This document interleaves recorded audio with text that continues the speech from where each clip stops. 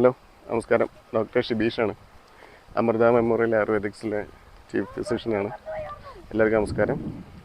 ഞാൻ പ്രധാനമായിട്ട് യുവജനങ്ങളിൽ കാണുന്ന വെരിക്കോസ് വെയിനെ സംബന്ധിച്ചിട്ടുള്ള ഒരു ചെറിയൊരു മോട്ടിവേഷൻ അല്ലെങ്കിൽ അതിൻ്റെ ഒരു അവയർനെസ് തരാൻ വേണ്ടിയിട്ടാണ് ഇന്നിപ്പോൾ ഈ വീഡിയോനെ കുറിച്ചിട്ട് വന്നിരിക്കുന്നത്.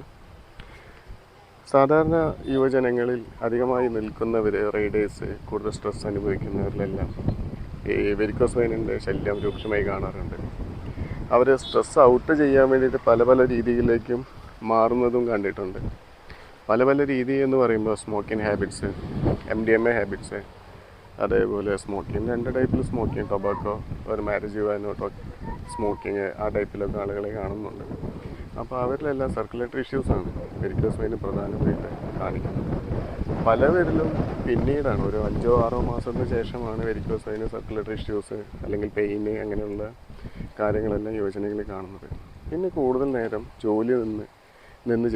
നിന്ന് ജോലി ചെയ്യുന്നവരിൽ അവർ ഏതെങ്കിലും മാർക്കറ്റിലോ ഇല്ലെങ്കിൽ എന്തെങ്കിലും ട്രാവലറായിട്ടോ ഇല്ലെങ്കിൽ എന്താ പറയുക, നമ്മൾ യൂട്യൂബേഴ്സായിട്ട് അവരെല്ലാം നിന്ന് ജോലി ചെയ്യുന്നവരിലാണ്. ഞാനിപ്പോൾ പറഞ്ഞിട്ടുള്ള കുറച്ച് കാര്യങ്ങളുണ്ടല്ലോ, ഹാബിറ്റ്സ് സർക്കുലേറ്ററി ഇഷ്യൂസ് ഉണ്ടാക്കുന്ന കാര്യങ്ങൾ, smoking habits, drinking habits, MDMA usage habits, അധികം നേരം long standing habits, long walking വരുന്നില്ല, ലോങ് ഡ്രൈവിംഗ് ഹാബിറ്റ്സ്, ഇതെല്ലാം നമുക്ക് സർക്കുലേറ്ററി ഇഷ്യൂസ് ഉണ്ടാകുന്നുണ്ട്.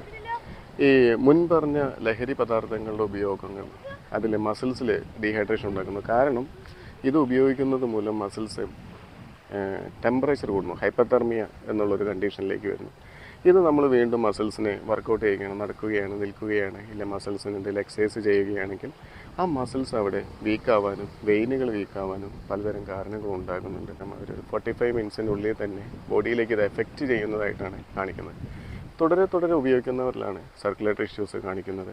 പമ്പിങ് ഇഷ്യൂസ്, ഹാർട്ടിൽ വരുന്ന പമ്പിങ് ഇഷ്യൂസ് എല്ലാം ഇതിൻ്റെ ഒരു പ്രധാന ഫാക്റ്റാണ്.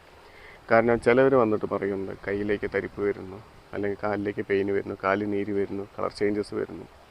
ഇതെല്ലാം ഹാർട്ടിനെ പ്രശ്നക്കാരാക്കുന്ന, ഹാർട്ടിൽ നിന്ന് വരുന്ന പമ്പിങ്, ബ്ലഡിൻ്റെ പമ്പിങ് ഇഷ്യൂസ് ഇതിനൊരു ഫാക്റ്റായിട്ട് മാറാറുണ്ട്. ഡിസീസസ് ഉണ്ടാകുന്നതിന് പലതരം കാരണങ്ങൾ ഇത് ഉണ്ടാകുന്നുണ്ട്. തന്മൂലം യൂറിക് ആസിഡ് കൂടുക, ക്രിയാറ്റിൻ കൂടുക, യൂറിയ ലെവലിൽ ഉണ്ടാകുന്ന വേരിയേഷൻസ്, ഇതെല്ലാം പ്രധാനമായും ഈ ഘട്ടങ്ങൾ ഉപയോഗിക്കുന്നവരിൽ കാണുന്ന പ്രധാന വസ്തുതകളാണ്.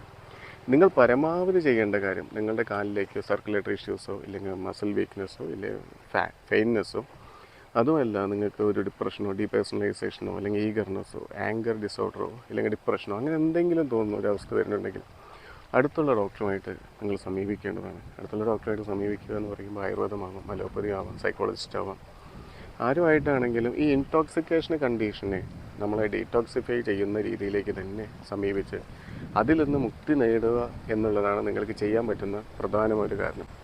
മാതാപിതാക്കൾ പ്രധാനമായിട്ടും ശ്രദ്ധിക്കേണ്ടത് പിള്ളേരിലുണ്ടാകുന്ന ഇതുപോലെയുള്ള ചേഞ്ചസ് നമ്മളത് കുറച്ചും കൂടെ ഒബ്സർവ് ചെയ്ത് അവരെ നല്ല യുവജനങ്ങളായിട്ട് മാറ്റപ്പെടുത്തുക.